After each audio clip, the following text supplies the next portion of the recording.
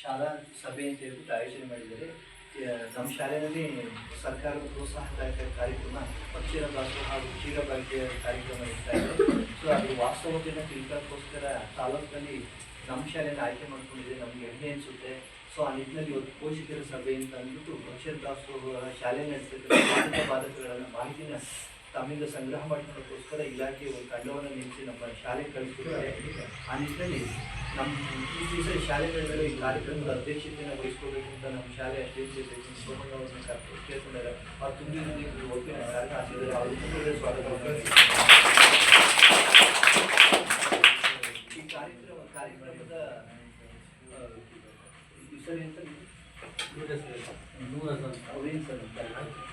ಅಧ್ಯಕ್ಷತೆ, ಈ ಸಭೆ ಅಧ್ಯಕ್ಷತೆ ಅವರೇ. ಹೌದು, ಈ ಸಭೆ ಅಧ್ಯಕ್ಷತೆಯನ್ನು ವಹಿಸಿಕೊಳ್ಳೋಕ್ಕೋಸ್ಕರ ರೈತರ ಅಧಿಕಾರಿಗಳಾದಂಥ ಇಲಾಖೆ ಆಯೋಜಿಸಿದೆ. ಅವರು ನಮ್ಮ ಕಾರ್ಯಕ್ರಮದಲ್ಲಿ ಆಫೀಸಿದ್ದಾರೆ. ನೂರ್ ಅಜಂ ಸರ್ ಅವರಿಗೆ ತುಂಬ ಸ್ವಾಗತವನ್ನು ಬಯಸಿದ್ದಾರೆ. ಶ್ರೀನಿವಾಸ್ ಸರ್ ತಾಲೂಕು ವ್ಯವಸ್ಥಾಪಕರು ಈ ಅಕ್ಷರ ದಾಸೋಹದ ಸಾಮಾಜಿಕ ಲೆಕ್ಕ ಪರಿಶೋಧನಾ ತಂಡದಲ್ಲಿ ಕೆಲಸ ನಿರ್ವಹಿಸ್ತಕ್ಕಂಥ ಅಧಿಕಾರಿಗಳು. ಸೊ ಅವರು ಈ ಕಾರ್ಯಕ್ರಮಕ್ಕೆ ಆಸೀನಿದ್ದಾರೆ. ಅವರು ಕೂಡ ಈ ಸ್ವಾಗತವನ್ನು ಬಯಸ್ತೇನೆ. ನಮ್ಮ ಶಾಲೆಯ SMC ಸದಸ್ಯರಾದಂತಹ ಲಲಿತಮ್ಮನವರು ಮತ್ತೆ ಗ್ರಾಮಸ್ಥರುಗಳು ಎಲ್ಲ ಆಗಮಿಸಿದ್ದಾರೆ. ಗಿರೀಶ್ ಅವರು ಬಂದಿದ್ದಾರೆ. ಮತ್ತೆ ನಮ್ಮ ಶಾಲೆ ಸಾಂಸ್ಕೃತಿಕ ಮೇಡಮ್ ಮತ್ತೆ ನಮ್ಮ ಶಾಲೆ ಅಡುಗೆ ಸಿಬ್ಬಂದಿ ಅವರೆಲ್ಲರೂ ತುಂಬ ಸ್ವಾಗತವನ್ನು ಈ ಕಾರ್ಯಕ್ರಮದ ಪ್ರಯೋಜನ ಪಡ್ತಕ್ಕಂಥ ನಮ್ಮ ಪುಟಾಣಿ ಮಕ್ಕಳು ಕೂಡ ನಮ್ಮ ಕಾರ್ಯಕ್ರಮದಲ್ಲಿ ಆಸೀನಿದ್ದೀರಾ. ಸೊ ವೇದಿಕೆಯನ್ನು ರಂದು ತಂದಿದ್ದೀರಾ. ನಮ್ಮ ಪುಟಾಣಿ ಮಕ್ಕಳಿಗೋಸ್ಕರ ವಿಶೇಷವಾದ ಸ್ವಾಗತವನ್ನು ಬಯಸ್ತಾರೆ.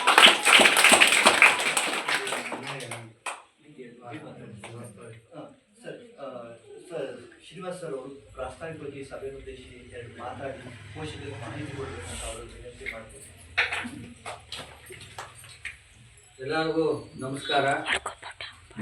ಈ ದಿನ ಮಡಿಕೇಹಳ್ಳಿ ಗ್ರಾಮದ ಸರ್ಕಾರಿ ಕಿರಿಯ ಪ್ರಾಥಮಿಕ ಪಾಠಶಾಲೆಯಲ್ಲಿ ಪ್ರಧಾನಮಂತ್ರಿ ಪೋಷಣ್ ಶಕ್ತಿ ನಿರ್ಮಾಣ ಮಧ್ಯಾಹ್ನದ ಬಿಸಿಯೂಟ ಕಾರ್ಯಕ್ರಮ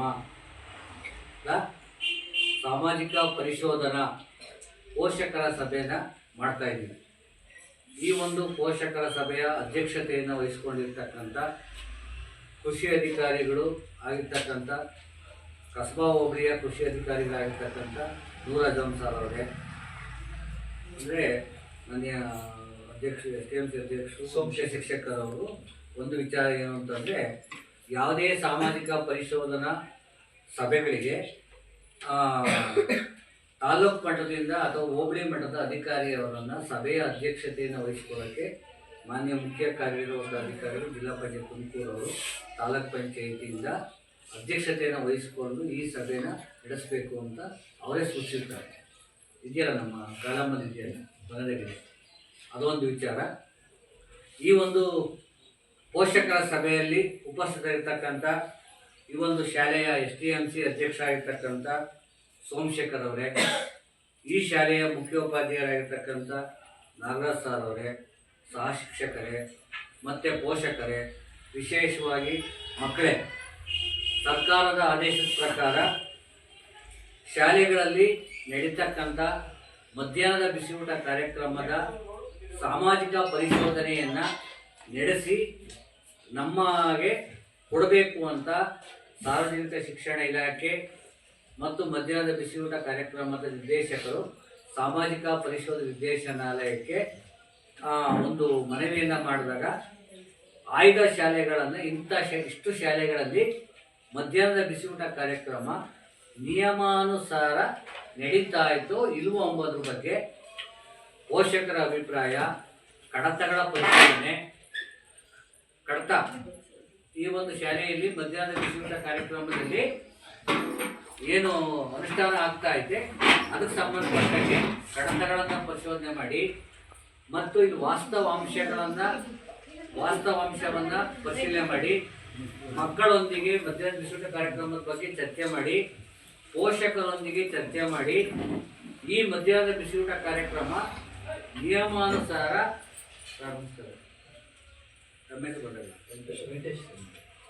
ಗ್ರಾಮ ಪಂಚಾಯತ್ ಸರ್ ಅದೇ ಈ ಒಂದು ಇಲ್ಲ ಅದೇ ಲೈವ್ ರೆಕಾರ್ಡ್ ಅಲ್ಲ ಲೈವ್ ಕಾರ್ಯಕ್ರಮ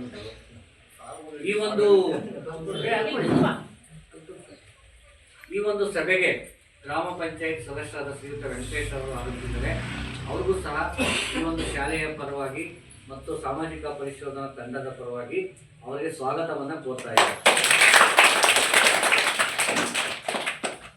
ಕರ್ನಾಟಕ ರಾಜ್ಯದಲ್ಲಿ ಆಯ್ದ ಶಾಲೆಗಳಲ್ಲಿ ಸಾಮಾಜಿಕ ಪರಿಶೋಧನೆಯನ್ನ ನಡೆಸಿ ಏನು ವಾಸ್ತವಾಂಶ ಇದೆ ಅದನ್ನ ನಮಗೆ ಕೊಡಬೇಕು ಅಂತ ಸಾರ್ವಜನಿಕ ಶಿಕ್ಷಣ ಇಲಾಖೆ ಮತ್ತು ಮಧ್ಯಾಹ್ನದ ಬಿಸಿಯೂಟ ಕಾರ್ಯಕ್ರಮದ ಅವರು ಸಾಮಾಜಿಕ ಪರಿಶೋಧನಾ ನಿರ್ದೇಶನಾಲಯ ನಮ್ಮ ಇಲಾಖೆಗೆ ಬರೆದು, ನಮ್ಮ ಇಲಾಖೆ ಬರೀ ಸಾಮಾಜಿಕ ಪರಿಶೋಧನೆ ಮಾಡಿ ವಾಸ್ತವಾಂಶ ಏನಿದೆ ಅಂತಕ್ಕಂಥದ್ದನ್ನ ಸರ್ಕಾರ ಕೊಡ್ತಕ್ಕಂಥ ಇಲಾಖೆ.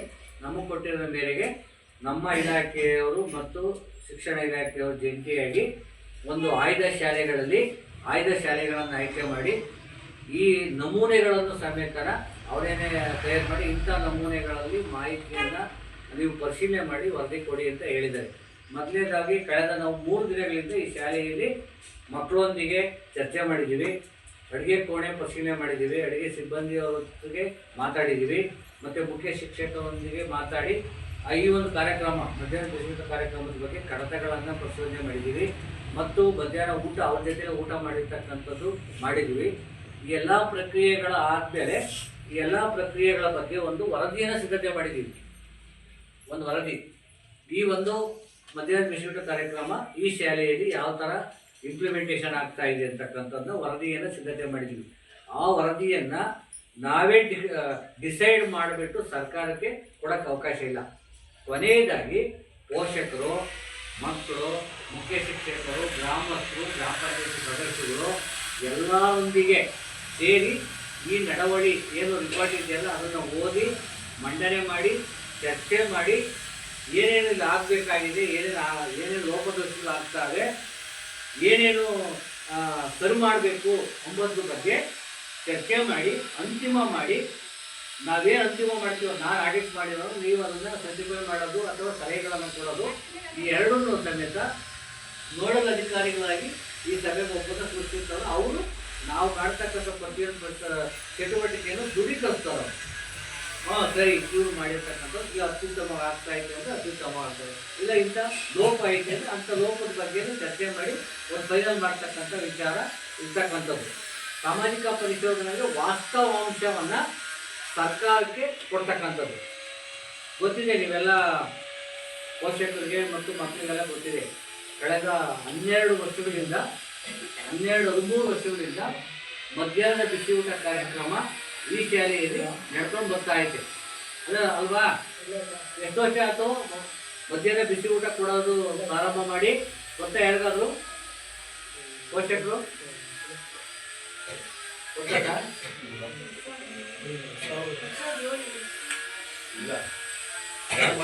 2007 ಅಂದ್ರೆ ಎಷ್ಟು ವರ್ಷ ಆಯ್ತು? 7 ವರ್ಷ ಆಯ್ತು.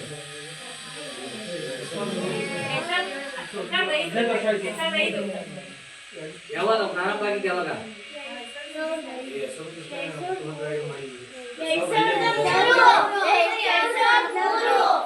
2003 ಪ್ರಾರಂಭ ಆಯ್ತು. ಅದು 2002-2003 ಪ್ರಾರಂಭ ಆಗಿದ್ದು. 1-4-2002ರಿಂದ ಪ್ರಾರಂಭ ಆಗಿದ್ದು. ಅಂದರೆ 22-23ನೇ ಸಾಲಿನಿಂದ ಈ ಶಾಲೆಯಲ್ಲಿ ಮಧ್ಯಾಹ್ನದ ಬಿಸಿಯೂಟ ಕಾರ್ಯಕ್ರಮ ಪ್ರಾರಂಭ ಆಗಿದೆ. ಅಲ್ಲಿಂದ ಇಲ್ಲಿಯವರೆಗೂ ನಿರಂತರವಾಗಿ ಮಧ್ಯಾಹ್ನದ ಬಿಸಿಯೂಟ ಕಾರ್ಯಕ್ರಮ ಕೊಡ್ತಾ ಇದೆ, ಮಕ್ಕಳಿಗೆ ಕೊಡ್ತಾ ಇದ್ದಾರೆ. ಅದನ್ನ ನಿಯಮಾನುಸಾರ ಈ ಶಾಲೆಯಲ್ಲಿ ನಡೀತಾ ಆಯ್ತಾ ಒಂಬತ್ತು ಬಗ್ಗೆ ಕ್ರಾಸ್ ಚೆಕ್ ಮಾಡಬೇಕು. ನಾವು ಸರ್ಕಾರ ಕ್ರಾಸ್ ಚೆಕ್ ಮಾಡಿಸ್ತಾರೆ. ನಿಯಮ ಈ ಥರ ಐತೆ, ಆ ನಿಯಮದ ಪ್ರಕಾರ ಈ ಶಾಲೆಯಲ್ಲಿ ಮಧ್ಯಾಹ್ನದ ಬಿಸಿಯೂಟ ಕಾರ್ಯಕ್ರಮ ಮಕ್ಕಳಿಗೆ ಕೊಡ್ತಾ ಇದ್ದಾರಾ ಇಲ್ವೋ ಅನ್ನೋದ್ರ ಬಗ್ಗೆ ಕ್ರಾಸ್ ಮಾಡಿಸ್ತಾ ಇದೆ. ಆ ವಿಚಾರವನ್ನ ನಾವು ಕಳೆದ 3 ದಿನಗಳಿಂದ ಪರಿಶೋಧನೆ ಮಾಡಿದ್ದೀವಿ. ಆ ವರದಿಯನ್ನ ಮತ್ತು ನಿಮ್ಮ ಸಲಹೆ ಚರ್ಚೆಗಳೊಂದಿಗೆ ಹೋಗ್ತಕ್ಕಂಥದ್ದಿದೆ. ಈಗ ವರದಿಯನ್ನು ಮಂಡನೆ ಮಾಡ್ತಾ ಹೋಗ್ತೀವಿ, ಒಂದೊಂದೇ ಪಾಯಿಂಟು. ಅದಕ್ಕೆ ಸಂಬಂಧಪಟ್ಟಾಗೆ ತಮ್ಮದೇನು ಅಭಿಪ್ರಾಯಗಳಿದ್ರೆ ಚರ್ಚೆ ಮಾಡಿ ಅಂತಿಮಗೊಳಿಸ್ಬೋದು. 2024-25ನೇ ಸಾಲು ಈಗ ಅಟ್ ಪ್ರೆಸೆಂಟ್ ಮಕ್ಕಳು ನಿಮ್ಮ ಶಾಲೆಯಲ್ಲಿ 44 ಮಕ್ಕಳು ಈ ಒಂದು ಶಾಲೆಯಲ್ಲಿ ದಾಖಲಾಗಿ ವಿದ್ಯಾಭ್ಯಾಸವನ್ನು ಮಾಡ್ತಾ ಇದ್ದಾರೆ ಅಲ್ವಾ. ಮೊದಲನೆಯ ಒಂದನೇ ತರಗತಿಯಲ್ಲಿ 8 ಜನ ಮಕ್ಕಳಿದ್ದಾರೆ, 2ನೇ ತರಗತಿಯಲ್ಲಿ 4 ಜನ ಇದ್ದಾರೆ, 3ನೇ ತರಗತಿಯಲ್ಲಿ 11 ಜನ ಇದ್ದಾರೆ, 4ನೇ ತರಗತಿಯಲ್ಲಿ 9 ಜನ ಇದ್ದೀರಾ, ಮತ್ತು 5ನೇ ತರಗತಿಯಲ್ಲಿ 12 ಜನ ಮಕ್ಕಳು ವಿದ್ಯಾಭ್ಯಾಸವನ್ನು ಮಾಡ್ತಾ ಇದ್ದಾರೆ. ಒಟ್ಟು 44 ಜನ ಮಕ್ಕಳು ಈ ಶಾಲೆಯಲ್ಲಿ ವಿದ್ಯಾಭ್ಯಾಸ ಮಾಡ್ತಾರೆ. 44 ಜನರಿಗೂ ಸಮೇತ ಮಧ್ಯಾಹ್ನ ಬಿಸಿ ಊಟ ಕಾರ್ಯಕ್ರಮದಿಂದ ಬಿಸಿ ಊಟನ ಪ್ರತಿದಿನ ಕೊಡ್ತಾ ಇರ್ತಕ್ಕಂಥದ್ದು ಇದೆ. ಅದರಲ್ಲಿ ಸರಾಸರಿ 41, 42, 43 ಜನ ಪ್ರತಿದಿನ ಬರ್ತಾ ಇರ್ತಾರೆ ಶಾಲೆಗೆ.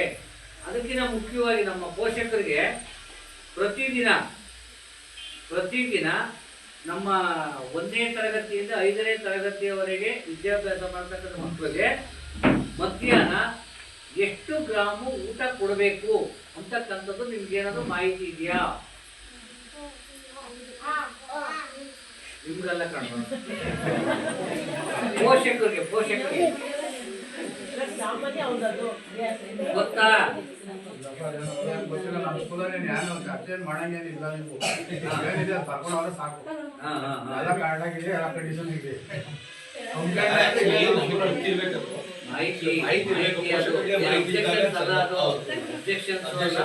ಅಥವಾ ಒಂದು ಪ್ರಾಬ್ಲಮ್ ಐತೆ ಅಂತಾನೂ ಅಲ್ಲ, ಮಾಹಿತಿ ಇರ್ಬೇಕಲ್ಲ.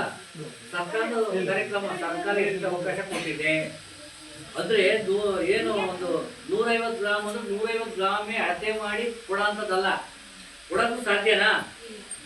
ಆ ಮಕ್ಳು ಎಷ್ಟು ಊಟ ಮಾಡ್ತಾರೆ, ಒಬ್ರು ಕಡಿಮೆ ಮಾಡ್ತಾರೆ, ಒಬ್ರು ಜಾಸ್ತಿ ಊಟ ಮಾಡ್ತಾರೆ. ಈಗ ಒಂದು ಮಗುಗೆ ಒಂದಿಷ್ಟು ಹಾಕಿ ಸಾಕಾಗುತ್ತಾ? ಒಂದು ಸ್ಪೂನ್ ಎಷ್ಟು ಹಾಕಿ ಸಾಕಾಗುತ್ತಾ? ಅದಕ್ಕೆ ಸರ್ಕಾರ ನಿಗದಿ ಮಾಡಿದೆ.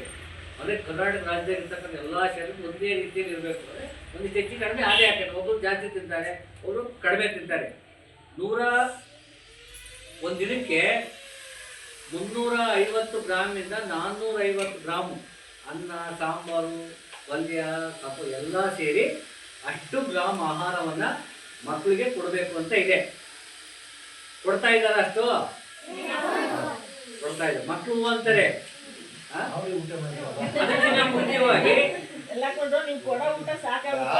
ಅದಕ್ಕಿಂತ ಮುಖ್ಯವಾಗಿ ಹೊಟ್ಟೆ ತುಂಬ ಊಟ ಕೊಡ್ತಾ ಇದ್ದಾರಾ? ಅಷ್ಟಾದ್ರೂ ಸಾಕು. ಹೊಟ್ಟೆ ತುಂಬ ಊಟ ಕೊಟ್ಬಿಟ್ರೆ ಸಾಕು. ಆ ಗ್ರಾಮ ಎಲ್ಲ ನಮ್ಮ ಲೆಕ್ಕಗಿರ್ಲಿ. ಮತ್ತು ಇನ್ನೊಂದು ಅದಕ್ಕೆ ನಮ್ಮ ಪೋಷಕರಿಗೂ ಎಲ್ಲ ಮಾಹಿತಿ 350 ಗ್ರಾಮಿಂದ 450 ಗ್ರಾಮ್ ಅಷ್ಟು ಕೊಡಬೇಕು, ಎಲ್ಲ ಸೇರಿ. ಅನ್ನ, ಸಾಂಬಾರು, ಪಲ್ಯ ಇತರೆ ಎಲ್ಲ ಸೇರೋ ಒಟ್ಟು. ಆಮೇಲೆ ಪ್ರತಿದಿನ ಮಕ್ಕಳಿಗೆ ಹಾಲು ಕೊಡ್ತಾ ಇದಾರಲ್ವಾ, ಹಾಲು ಎಷ್ಟು ಕೊಡ್ಬೇಕು?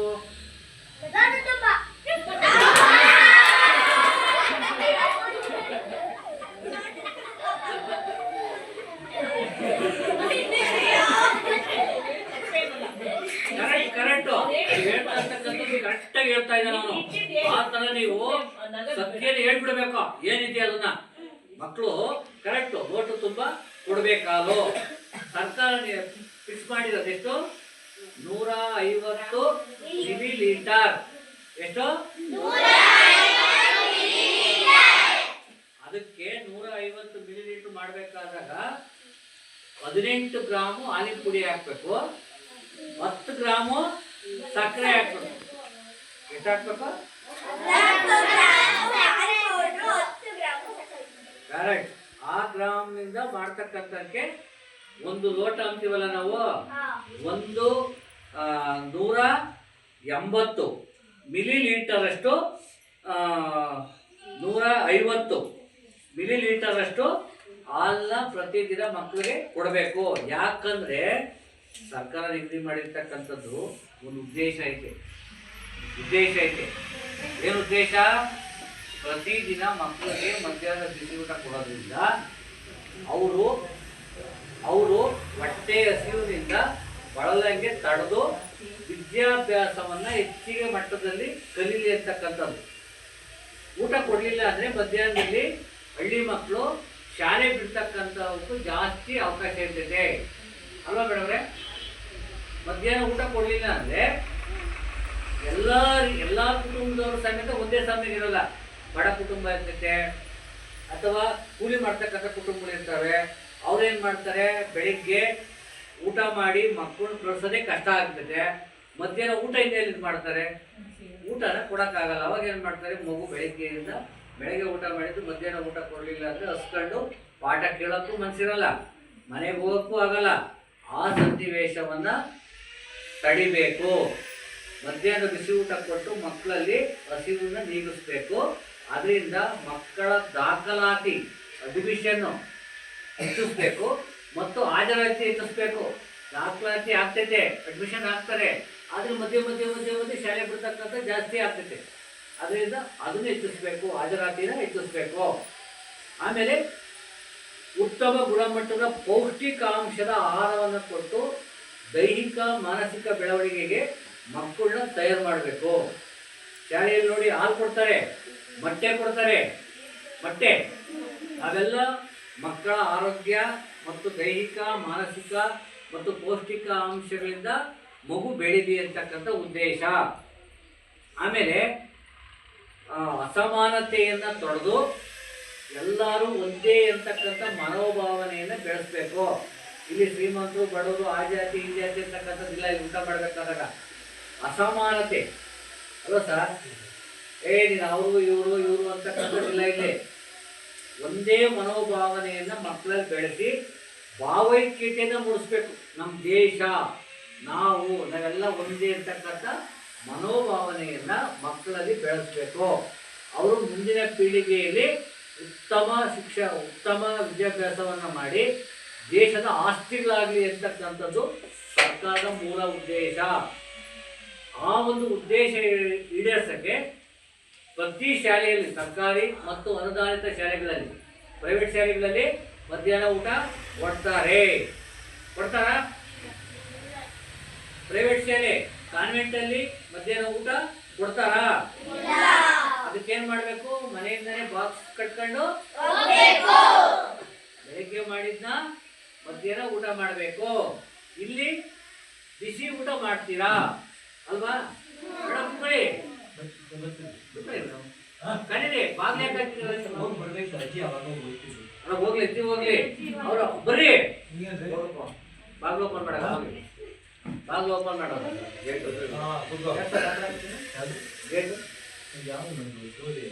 ಇಲ್ಲ ಇವತ್ತು ಸಭೆ ಇದ್ದಾರ, ಜನ ಯಾರಾದ್ರೂ ಬರಲಿ.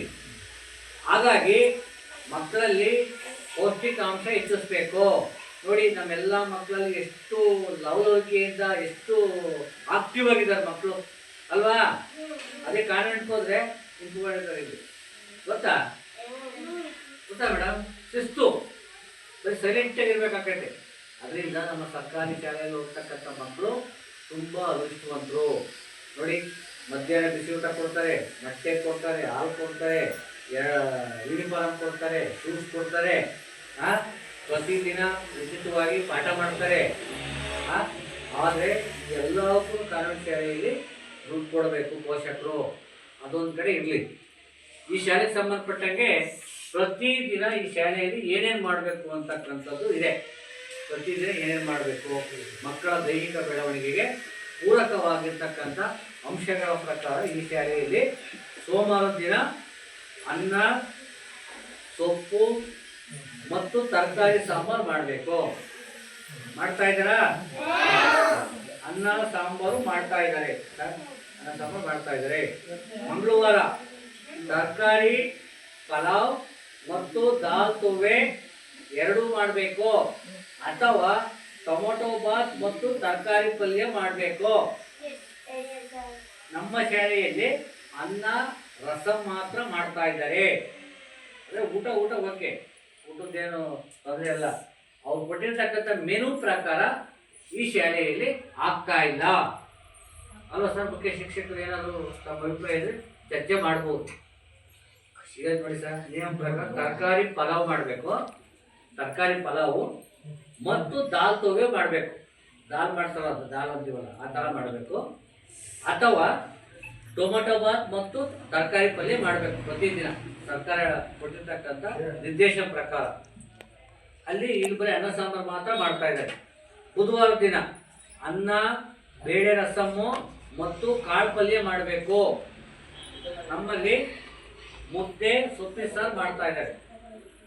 ಆದಷ್ಟು ನೀವು ಏನು ನಿಯಮ ಹೇಳಿದ್ರಲ್ಲ ಸರ್, ಆ ರೀತಿ ಅಡ್ಜಸ್ಟ್ ಆಗುತ್ತೆ. ಗುರುವಾರ ದಿನ ಅನ್ನ ಮತ್ತು ಮಿಶ್ರ ತರಕಾರಿ ಸಾಂಬಾರು ಮಾಡಬೇಕು. ಗುರುವಾರ ದಿನ ಅನ್ನ ತರಕಾರಿ ಸಾಂಬಾರು ಮಾಡ್ತಾರೆ. ಓಕೆ, ಮ್ಯಾಚ್ ಆಗ್ತೈತೆ. ಬಿಸಿಬೇಳೆ ಬಾತು ಮತ್ತು ಶುಕ್ರವಾರ ದಿನ ಬಿಸಿಬೇಳೆ ಬಾತು ಮತ್ತು ಖಾರ ಬೂಂದಿ ಮಾಡಬೇಕು. ನಿಮ್ಮ ಶಾಲೆಯಲ್ಲಿ ಮುದ್ದೆ, ತರಕಾರಿ ಸಾಂಬಾರು ಮಾಡ್ತಾ ಇದ್ದಾರೆ. ಬದಲಾವಣೆ ಮಾಡಿದ್ದಾರೆ. ಅಡುಗೆಯವ್ರಿಗೆ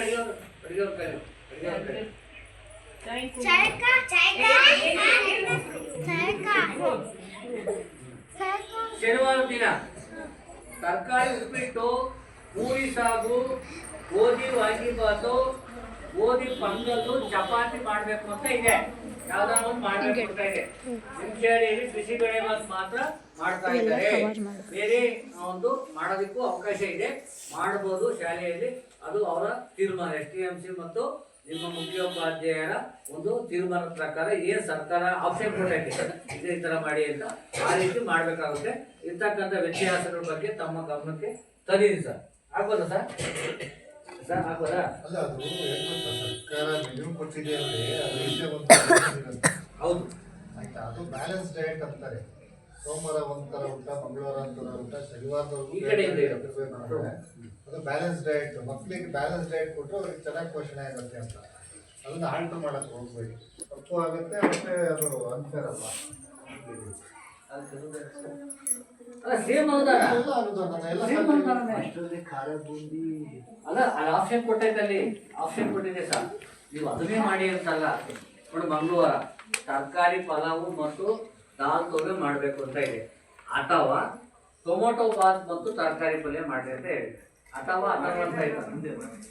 ಮುಂದೆ ನೀವು ಬದಲಾಯಿಸ್ಕೊಂಡ್ರೆ ಒಳ್ಳೇದು ಅಂತಕ್ಕಂಥದ್ದು ಅಭಿಪ್ರಾಯ. ಬೇಕಾದ್ರೆ ಬೂಂದಿ ಆಗಲ್ಲ ಅಂದ್ರೆ ಸ್ಕಿಪ್ ಮಾಡಿ. ಬಟ್ ಬಿಸಿಬೇಳೆ ಮುಖಕ್ಕೆ ನೀವು ಬಂದು ಮುಕ್ತಿ. ಓಕೆ, ಇದೊಂದು ವಿಚಾರ ಇದೆ, 3ನೇ ಪಾಯಿಂಟ್. ಅದು ದಾಖಲಾತಿ 95%ರಷ್ಟಿದೆ. ಅಡುಗೆ ಕೋಣೆ ಸಂಬಂಧಪಟ್ಟಂಗೆ ಸ್ವಚ್ಛವಾಗಿದೆ. ಅಡುಗೆ ಕೋಣೆ ಸ್ವಚ್ಛವಾಗಿದೆ ಅಲ್ವಾ? ಅಡುಗೆ ಕೋಣೆ ಏನಾದರೂ ಸಮಸ್ಯೆ ಇದೆಯಾ? ಸ್ವಚ್ಛವಾಗಿದೆ ಅಡುಗೆ ಕೋಣೆ. ಹಾಂ, ನೀರಿನ ಸೌಲಭ್ಯ ಬೋರ್ವೆಲ್ನಿಂದ ನೇರವಾಗಿ ಹಿಡ್ಕೊಂಡು ಕುಡಿತಕ್ಕಂಥ ವ್ಯವಸ್ಥೆ ಇದೆ. ಶುದ್ಧೀಕರಣ ನೀರು ಈ ಶಾಲೆಯಲ್ಲಿ ಕೊಡ್ತಾ ಇಲ್ಲ ಅಲ್ವಾ ಸರ್? ಬಿಸಿನೀರು ಕೊಡ್ತಾ ಇದ್ದೀರ, ಕಾಯಿಸಿದ ನೀರು ಕೊಡ್ತಾ ಇದ್ದೀರಲ್ವಾ? ಕಾಯಿಸಿದ ನೀರು ಕೊಡ್ತಾ ಇದ್ದಾರೆ. ಒಂದು ಫಿಲ್ಟರ್ ಇಲ್ವಾ ಸರ್? ಹಾಂ ಹಾಂ, ಎಷ್ಟಾಗುತ್ತೆ ಫಿಲ್ಟರ್ ನೀರು ಮೇಡಮ್? ಒಂದು ಟ್ಯಾಂಕ್ ಒಂದು 2 ಕ್ಯಾನ್ ಬೇಕು ಸರ್. 2 ಕ್ಯಾನ್ ಡೈಲಿ 2 ಕ್ಯಾನ್ ಬೇಕು. ಡೈಲಿ 2 ಕ್ಯಾನ್ ಬೇಕಾ? ಅದನ್ನ ಇಟ್ಕೊಂಬರಂತ ವ್ಯವಸ್ಥೆ ನಾನು ಮಾಡಿಸ್ತೀನಿ. ಅವ್ನಿಗೆ ಬೋರೆಗೌಡರಿಗೆ ಹೇಳಿ ಸ್ವಿಚ್ ಆಗ್ತಲೇ ನೇರವಾಗಿ ಬರ್ತದೆ. ಸೊ ಅದನ್ನ ಡೈಲಿ 2 ಕ್ಯಾನ್ ತಗೊಂಬಂದು ಇಟ್ಕೊಡೋದು. ಯಾರು ಇಟ್ಕೊಂಬರ ಯಾರು ತರ ಯಾರು? ಆಯ್ತು, ಅಲ್ಲಿ ಹೇಳ್ತೀನಿ ಬೋರೆಗೌಡರಿಗೆ ನೇರವಾಗಿ ಕಾಯಿಲೆಲ್ಲೇ ಬರ್ತದೆ ಊರ್ ಮಕ್ಕಳಿಗೆ ಅಂತ ಹೇಳಿ ಮಾಡೋಣ. ಅಲ್ಲಿ ತರ ಯಾರು ಡೈಲಿ 2 ಕ್ಯಾನಿಗೆ ವಹಿಸ್ಬೇಕು. ದೊಡ್ಡ ಹುಡುಗರಿಗೆ ಯಾರನ್ನ ವಹಿಸ್ಬೇಕು? ನೀವು ಮಕ್ಳಿಗೆ ಯಾರು ಯಾರು ಕೆಲಸನ ಕೊಡಬೇಡಿ ಸರ್. ಯಾಕೆಂದ್ರೆ ಅದೆಲ್ಲ ಬೇಡಪ್ಪ. ಆಫ್ಟರ್